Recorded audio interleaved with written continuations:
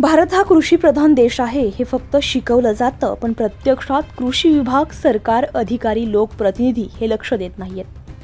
बागलाण तालुक्यातील सर्वात मोठे महसुली गाव आणि परिसरातील एकमेव कृषी विभागाचे कार्यालय गेल्या 8 ते 10 वर्षांपासून बंद पडले.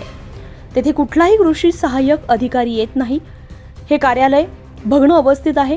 भूत बंगला अशी अवस्था झाली आहे. शासनाला वारंवार लेखी तोंडी तक्रार निवेदन देऊन काहीच कार्यवाही होत नाही. मागील वर्षी ऑनलाईन मंत्रालयामध्ये तक्रार केली असता सटाणा येथील काही अधिकारी आले आणि पाहणी करून गेलेत, परंतु अजूनही काहीच कार्यवाही झाली नाहीये. यामुळे ताहराबाद आणि परिसरातील शेतकऱ्यांना शेतीविषयक माहिती योजना पोहोचत नाही.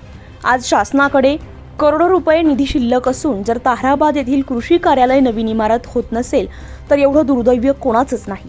आज या कार्यालयातील अवस्था पहा.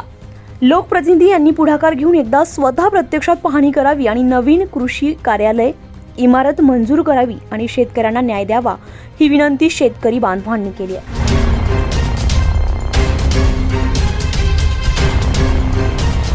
24 लाईव्ह महाराष्ट्र न्यूजसाठी विजय बहिरम, बागलाण.